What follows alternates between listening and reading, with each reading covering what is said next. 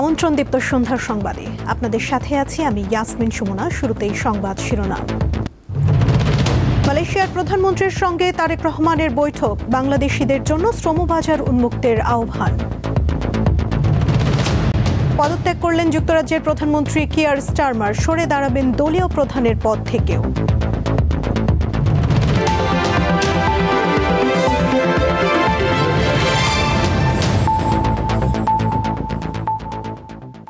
এবারে বিস্তারিত। মালয়েশিয়া সফর শেষে চীনের উদ্দেশ্যে রওনা হয়েছেন প্রধানমন্ত্রী তারেক রহমান। এর আগে পুত্রজায়ায় মালয়েশিয়ার প্রধানমন্ত্রী আনোয়ার ইব্রাহিমের সঙ্গে বৈঠক করেন তিনি। বৈঠকে বাংলাদেশিদের জন্য মালয়েশিয়ার শ্রমবাজার উন্মুক্ত করার আহ্বান জানান তারেক রহমান। রোহিঙ্গা সংকট সমাধানে মালয়েশিয়ার সহযোগিতা চেয়েছেন বাংলাদেশের সরকার প্রধান। সোমবার স্থানীয় সময় সকাল 8:30 প্রধানমন্ত্রী তারেক রহমান ও তার সহধর্মিণী ডক্টর জুবাইদা রহমান পুত্রজায়ায় মালয়েশিয়ার প্রধানমন্ত্রীর কার্যালয়ে পৌঁছালে তাদের উষ্ণ অভ্যর্থনা জানান দেশটির প্রধানমন্ত্রী আনোয়ার ইব্রাহিম ও তার সহধর্মিণী। বাংলাদেশে প্রধানমন্ত্রীকে লাল গালিচার অভ্যর্থনার পাশাপাশি সশস্ত্র বাহিনীর একটি সুসজ্জিত দল গার্ড অফ অনার প্রদান করে। নানা আনুষ্ঠানিকতা শেষে সকাল 9:30টায় মালয়েশিয়ার প্রধানমন্ত্রীর কার্যালয়ে আনোয়ার ইব্রাহিমের সঙ্গে একান্ত বৈঠকে বসেন বাংলাদেশের প্রধানমন্ত্রী তারেক রহমান। দুই নেতা প্রায় 1.25 ঘণ্টা দ্বিপাক্ষিক বিভিন্ন বিষয়ে কথা বলেন। পরে দুই দেশের উচ্চ পর্যায়ের বৈঠক শুরু হয়। বাংলাদেশ ও মালয়েশিয়ার প্রধানমন্ত্রী নিজ নিজ দেশের প্রতিনিধি দলের নেতৃত্ব দেন। এতে বাণিজ্য ও বিনিয়োগ সম্প্রসারণ ও জ্বালানি সহযোগিতা সহ বিভিন্ন বিষয় উঠে আসে। বৈঠক শেষে যৌথ সংবাদ সম্মেলনের আয়োজন করা হয়। এতে তারেক রহমান বলেন, প্রধানমন্ত্রী হিসেবে প্রথম বিদেশ সফরে মালয়েশিয়ায় যেতে পেরে তিনি আনন্দিত। দেশটিতে আরও বেশি বাংলাদেশি শ্রমিক নিয়োগের ওপর গুরুত্ব আরোপ করেন প্রধানমন্ত্রী। আমি দৃঢ়ভাবে বিশ্বাস করি আজকের আলোচনা বাংলাদেশ মালয়েশিয়া সম্পর্কের এক নতুন অধ্যায়ের সূচনা করবে। আমরা একমত হয়েছি যে শ্রমিক নিয়োগ প্রক্রিয়া হতে হবে স্বচ্ছ, ন্যায্য ও সাশ্রয়ী, যাতে মধ্যস্বত্বভোগীদের ভূমিকা কমে। আমি বিশ্বাস করি বাংলাদেশে মালয়েশিয়ার বিনিয়োগের ব্যাপক সম্ভাবনা রয়েছে। মালয়েশিয়ার ব্যবসায়ীদের এসব সুযোগ কাজে লাগানোর আন্তরিক আহ্বান জানাচ্ছি। রোহিঙ্গা সংকট সহ আঞ্চলিক ও আন্তর্জাতিক বিভিন্ন বিষয়ে মালয়েশিয়ার সঙ্গে কাজ করার আগ্রহ প্রকাশ করেন বাংলাদেশের প্রধানমন্ত্রী। বাংলাদেশে আশ্রয় নেওয়া রোহিঙ্গা জনগোষ্ঠীর দুর্দশা নিয়ে আমি গভীর উদ্বেগ প্রকাশ করছি এবং তাদের নিরাপদ, মর্যাদাপূর্ণ ও টেকসই প্রত্যাবাসনের বিষয়ে মালয়েশিয়ার অব্যাহত সমর্থনের জন্য ধন্যবাদ জানাচ্ছি। মালয়েশিয়ার প্রধানমন্ত্রীও রোহিঙ্গা সংকট সমাধানের ওপর গুরুত্ব আরোপ করেন এবং বাংলাদেশের পাশে থাকার আশ্বাস দেন। আমরা আঞ্চলিক সহযোগিতার বিষয়েও আলোচনা করেছি। আশা করি রোহিঙ্গা জনগোষ্ঠীর সমস্যার সমাধানে এক হয়ে কাজ করব। মালয়েশিয়ার প্রধানমন্ত্রী আনোয়ার ইব্রাহিমকে বাংলাদেশ সফরের আমন্ত্রণ জানিয়েছেন প্রধানমন্ত্রী তারেক রহমান।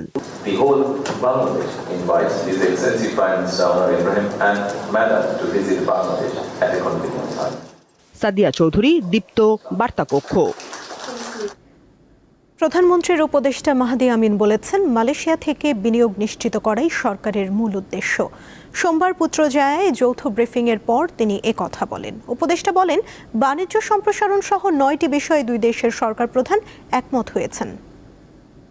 পারস্পরিক স্বার্থকে প্রাধান্য দিয়ে বাণিজ্য ও বিনিয়োগ বৃদ্ধি করে অর্থনৈতিক সহযোগিতা আরও কিভাবে শক্তিশালী এবং জোরদার করা যায় সেটিকে নিয়ে দুই দেশের রাষ্ট্রনায়ক সুবিস্তৃত আলোচনা করেছেন। দুই দেশে মুক্ত বাণিজ্য চুক্তি বা FTA স্বাক্ষরের লক্ষ্যে আলোচনা এগিয়ে নেওয়ার বিষয়ে সম্মতি হয়েছে এবং এটিকে বেগবান করার জন্য কার্যকর নির্দেশনা প্রদান করা হয়েছে। কার্যক্রম নিষিদ্ধ আওয়ামী লীগের প্রতিষ্ঠা বার্ষিকী কেন্দ্র করে সেনা মোতায়েনের সিদ্ধান্ত নিয়েছে সরকার। এজন্য সোমবার স্বরাষ্ট্র মন্ত্রণালয়ের রাজনৈতিক শাখা 2 থেকে সশস্ত্র বাহিনী বিভাগের প্রিন্সিপাল স্টাফ অফিসারকে চিঠিটি দেয়া হয়। প্রাথমিকভাবে ঢাকা, গাজীপুর, নারায়ণগঞ্জ, ফরিদপুর, গোপালগঞ্জ ও চট্টগ্রামে 30 জুন পর্যন্ত মাঠে থাকবেন সেনাবাহিনীর সদস্যরা। 2024 সালের গণঅভ্যুত্থানে শেখ হাসিনা সরকারের পতনের পর কার্যক্রম নিষিদ্ধ হয় আওয়ামী লীগের। দলটির কার্যক্রম এখন অনলাইন ও ঝটিকা মিছিলের মধ্যে সীমাবদ্ধ। এই আওয়ামী লীগের প্রতিষ্ঠাবার্ষিকী 23 জুন। দিনটি ঘিরে সতর্ক অবস্থান নিয়েছে সরকার। যে কোনো প্রকার নাশকতা ও বিশৃঙ্খলা এড়াতে 6টি জেলায় মোতায়েন করা হচ্ছে সেনাবাহিনী। 30 জুন পর্যন্ত মাঠে থাকবেন তারা। এ নিয়ে সোমবার সচিবালয়ে কথা বলেন স্বরাষ্ট্রমন্ত্রী। কার্যক্রম নিষিদ্ধ যে মাফিয়া বাহিনী আওয়ামী লীগের কিছু অপতৎপরতা লক্ষ্য করা যাচ্ছে, তাতে করে আমাদের মনে হয়েছে তারা হয়তো একটা অস্থিরতা সৃষ্টির পায়তারা করলেও করতে পারে। এই বিবেচনায় আমরা আমাদের সমস্ত বাহিনীগুলোকে সতর্ক থাকার জন্য নির্দেশনা দিয়েছি। নির্বাচনের পর সেনাবাহিনীকে ব্যারাকে ফিরিয়ে নেওয়া হলেও নতুন করে মোতায়েনের সঙ্গে পুলিশের ওপর আস্থাহীনতার কোনো সম্পর্ক নেই বলেও মন্তব্য করেন তিনি। আমরা সবসময় প্রয়োজনীয় ক্ষেত্রে ইনেট টু সিভিল পাওয়ার, মাঝে মধ্যে বিজিবিকে আনি, মাঝে মধ্যে সেনা সদস্যদেরকে আমরা নিয়োগ করি। এটা রুটিন ওয়ার্ক। আমাদের ইন্টেলিজেন্স রিপোর্টের ভিত্তিতে আমরা সেটা করছি। এটা শুধু নয়, আরও কিছু বিষয় আছে, আমি এখানে এগুলো ফাঁস করতে চাই না।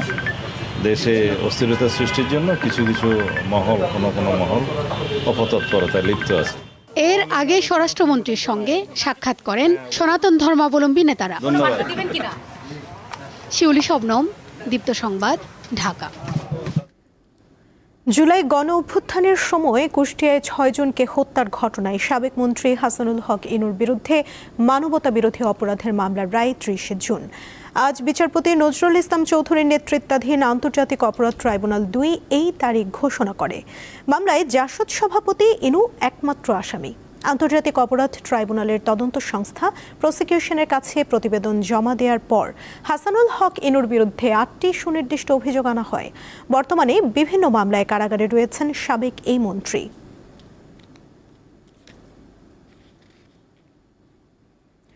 উজান থেকে নেমে আসা পাহাড়ি ঢল আর বৃষ্টিতে সিরাজগঞ্জে যমুনা নদীর পানি দ্রুত গতিতে বাড়ছে, ফলে জেলার চরাঞ্চলের বিভিন্ন এলাকা প্লাবিত হতে শুরু করেছে। গত 24 ঘন্টায় যমুনা নদীর পানি সিরাজগঞ্জ শহর রক্ষা বাঁধ পয়েন্ট 16 সেন্টিমিটার বৃদ্ধি পেয়ে বিপদসীমার 228 সেন্টিমিটার নিচ দিয়ে প্রবাহিত হচ্ছে।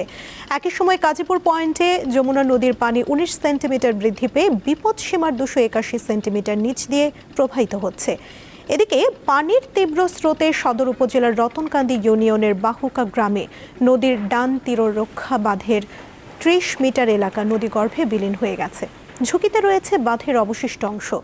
ভাঙন রোধে পানি উন্নয়ন বোর্ড বালুর বস্তা ফেলতে শুরু করেছে।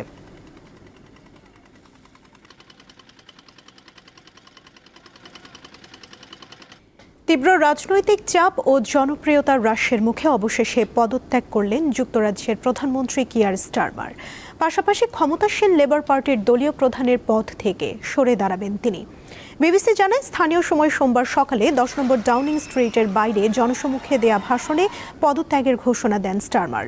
ব্রিটেনের রাজা তৃতীয় চার্লসের সাথে আলোচনার পর পদত্যাগের সিদ্ধান্ত নিয়েছেন বলে জানিয়েছেন তিনি। এদিকে আগামী সেপ্টেম্বরে লেবার পার্টির নতুন দলীয় নেতা নির্বাচিত না হওয়া পর্যন্ত স্টারমার প্রধানমন্ত্রী হিসেবে দায়িত্ব পালন করে যাবেন বলে জানিয়েছেন। 2024 সালের সাধারণ নির্বাচনে বড় জয়ের মাধ্যমে ক্ষমতায় আসা স্টারমার গত কয়েক মাস ধরে দলীয় অসন্তোষ, অর্থনৈতিক চাপ এবং জনসমর্থন হ্রাসের মুখে ছিলেন।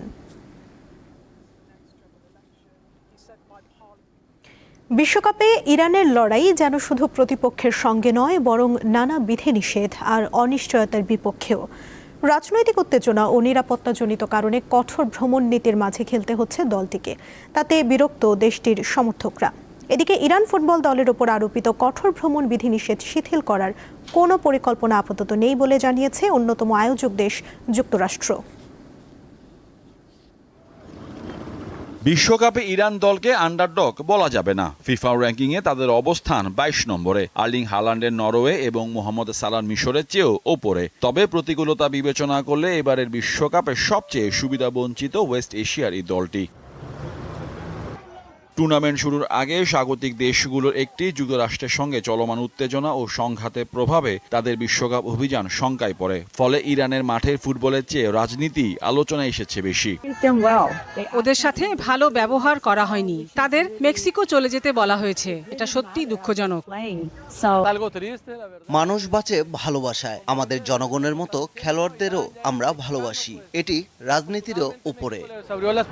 ইরান দল কেবল ম্যাচে 24 ঘন্টা আগে যুক্তরাষ্ট্রে প্রবেশ করতে পারছে। ম্যাচ শেষ হওয়ার পরপরই তাদের মেক্সিকোর বেস ক্যাম্পে ফিরে যেতে হচ্ছে। এই বিধিনিষেধ নিয়ে দলটির প্রধান কোচ আমির ঘালুনিয়ের মতো ক্ষোভ প্রকাশ করেছেন ভক্তরাও। বাচ্চারা খেলোয়াড়ের সাথে দেখা করতে চায়, এমন সুযোগ তারা কখনো পাবে না, কিন্তু ফুটবলারদের মেক্সিকো চলে যেতে হচ্ছে। তাদের সাথে এরকম ব্যবহার করা ঠিক হয়নি। অবশ্য সিয়াটলে আগামী শনিবার মিশরের সাথে তৃতীয় ম্যাচের আগে কিছু একটা ব্যবস্থা নেওয়ার আশ্বাস দিয়েছে ফিফা। মোহাম্মদ হাসিব, দীপ্ত স্পোর্টস। দীপ্ত সংবাদ শেষ করার আগে শিরোনামগুলো জানিয়ে দিব আরও একবার। মালয়েশিয়ার প্রধানমন্ত্রীর সঙ্গে তারেক রহমানের বৈঠক, বাংলাদেশিদের জন্য শ্রমবাজার উন্মুক্তের আহ্বান। পদত্যাগ করলেন যুক্তরাজ্যের প্রধানমন্ত্রী কিয়ার স্টারমার, সরে দাঁড়াবেন দলীয় প্রধানের পদ থেকেও।